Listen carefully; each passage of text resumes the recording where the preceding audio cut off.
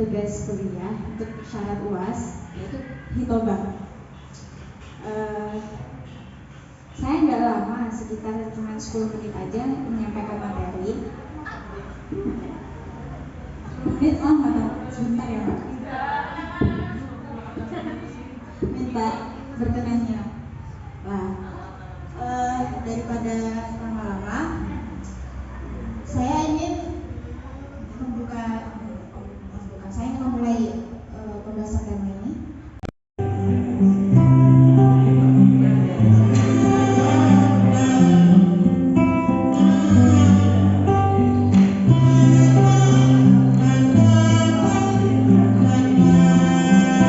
Bismillahirrahmanirrahim. Assalamualaikum warahmatullahi wabarakatuh. Waalaikumsalam.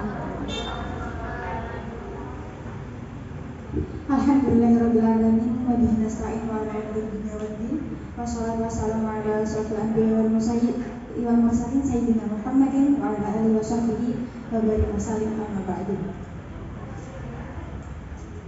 Izinkan saya memperkenalkan diri saya. Nama saya Qainul Aslan Yaskarinasi, biasa dipanggil Emil. Tepatnya saya dari Prodi Pengembangan Masyarakat Islam, Fakultas Dakwah, semester 3. Di sini saya ingin memenuhi tugas mata kuliah saya, yaitu mata kuliah Retorika dan Ilmu Komunikasi dengan dosen pengampu Bapak Mina yang terhormat. Nah, di sini saya akan membawakan tema yaitu tentang bid'ah. Mas-mas dan Bapak pasti nggak asing kan tentang bid'ah itu apa?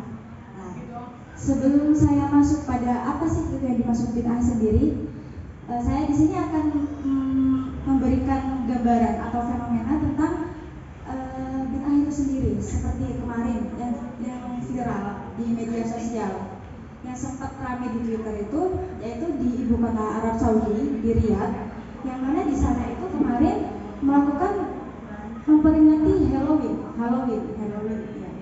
Nah, di mana Halloween ini kan budaya Barat yang di Indonesia sendiri ataupun di Islam yang Sunni itu tidak diperbolehkan karena banyak mudaratnya daripada manfaatnya.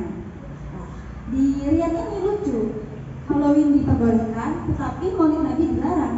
Nah, di sana itu melarang Maulid Nabi karena masyarakat Arab Saudi kan kebanyakan Salafi atau biasa disebut dengan Wahabi.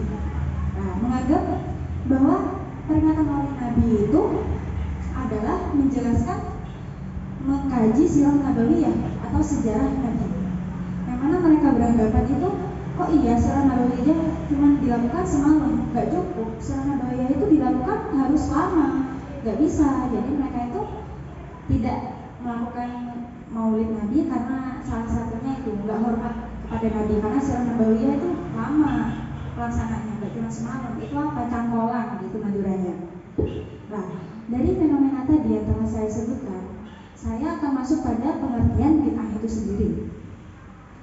Dalam buku Hujah NU karya Kiai saya dulu, Kiai Haji Muhyiddin Abdul Somad, pengasuh Pondok Pesantren Nurul Islam Jember, yaitu diterangkan menurut Imam Sultanul Ulama Abu Muhammad Izzuddin bin Abdissalam mengatakan al-bid'atu fi'lu ma lam yu'had fi asr Rasulullah sallallahu alaihi wasallam.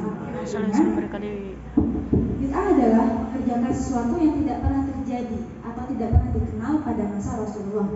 Jadi segala sesuatu hal atau suatu pekerjaan, suatu apapun yang terjadi pada masa sekarang yang dulu pada masa Rasulullah masih hidup itu tidak pernah diajarkan, tidak pernah dikenal oleh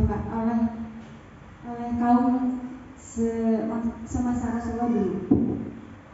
Nah, dari pengertian ini orang Salafi Wahabi itu kenapa kok menganggap bid'ah itu sesat? Mereka itu sebenarnya nggak semena-mena mengatakan bahwa bid'ah itu sesat. Nah, mereka memiliki dalil sebenarnya, yaitu hadis Nabi yang berbunyi An Abdillah bin Mas'ud anna Rasulullah SAW qala ala wa iyyakum wa muhdatsatil umuri fa inna syarral umuri muhdatsatuha wa kullu muhdatsatin bid'atun wa kullu bid'atin dhalalah.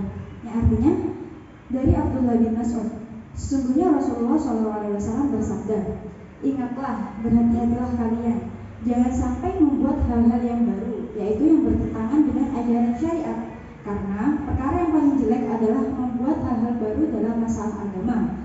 Dari setiap perbuatan yang baru itu disebut bid'ah, dan sesungguhnya semua bid'ah itu adalah sesat. Nah, redaksi kullu bid'atin dolalah di sini kan menggunakan kata kullu.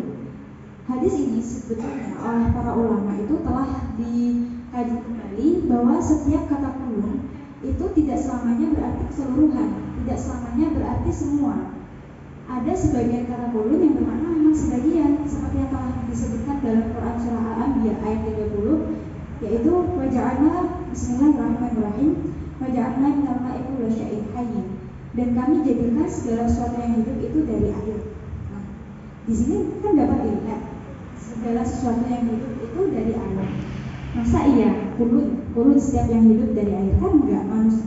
Manusia diciptakan dari tanah, jin diciptakan dari api, malaikat diciptakan dari cahaya. Nah, dari sini sudah dapat dilihat bahwa kata kulun tidak selamanya berarti keseluruhan.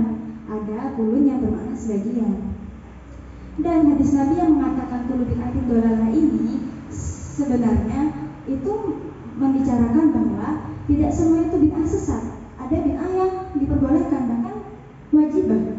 Nah, jadi dari sini para ulama itu membagi pembagian bid'ah menjadi 5. Yang pertama bid'ah wajibah, yang kedua bid'ah muharramah, yang ketiga bid'ah mandubah, yang ketiga bid'ah makruh.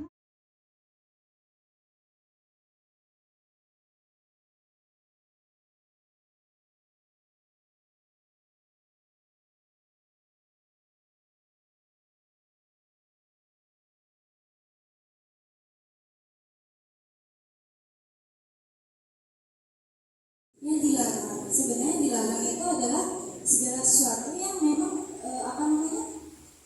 tidak memenuhi dari syariat. Seperti orang Arab Saudi kan melarang maulid. Mereka mengatakan bahwa maulid itu bid'ah. Tetapi kalau dilihat di dalam peringatan maulid Nabi itu isinya kan baik-baik, ada pembacaan ayat Al-Quran, pembacaan sholat kepada Nabi, bahkan doa-doa baik-baik kepada Nabi itu kita lakukan. Nah, mereka itu beranggapan bahwa tadi yang telah saya sebutkan, maulid Nabi itu sirah nabawiyah gitu. Jadi cangkolang kalau cuma dilakukan semalam, mereka beranggapannya begitu. Nah, seperti contoh lagi bid'ah yang sesat, yaitu paham Jabariyah, Qadariyah, dan Murji'ah. Dan dari 5 pembagian bid'ah itu, ulama itu mengelompokkan menjadi 2. Bid'ah yang diperbolehkan itu dikatakan bid'ah hasanah, dan bid'ah yang dilarang itu dikatakan dengan bid'ah sayyi'ah. Jadi yang dapat disimpulkan dari pembahasan bid'ah itu sebenarnya tidak semua bid'ah itu dilarang, bahkan banyak beberapa bid'ah atau sesuatu yang tidak pernah terjadi pada masa Rasulullah itu sangat dianjurkan ataupun tadi masuk dalam kategori wajib. Yaitu seperti contoh ilmu nahwu, salat, dan lain-lainnya telah saya sebutkan tadi. Mungkin cukup sekian yang dapat saya sampaikan atas materi bid'ah ini. Kurang lebihnya saya mohon maaf jika banyak salah kata maupun salah semuanya.